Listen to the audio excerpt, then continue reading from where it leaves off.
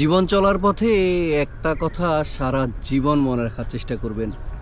আমি নিজেও এই কথাটা সব সময় স্মরণ রাখার চেষ্টা করি যে কিছু মানুষ বন্ধু হয় না, তারা শুধুমাত্র আমার শত্রু হতে ভয় পায়। তাই তারা তাদের মুখ খোলে না, তারা বন্ধুত্বের মুখোশটা পরে থাকে যাতে করে তাদেরকে আমি পড়তে না পারি, বুঝতে না পারি। কিন্তু এই জিনিসটা আপনি তাদেরকে বুঝতেও দিবেন না যে তাদের মুখোশটা সম্পর্কে আপনি অবগত আছেন।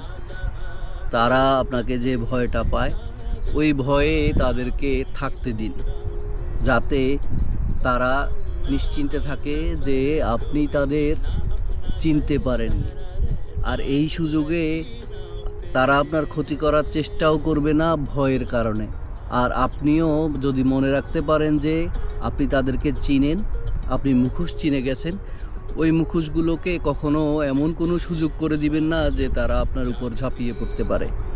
এ কথাটা মনে রাখার সবচেয়ে জরুরি বিষয় এটাই যে আপনি তাদেরকে আপনার ক্ষতি করার সুযোগ দিবেন না।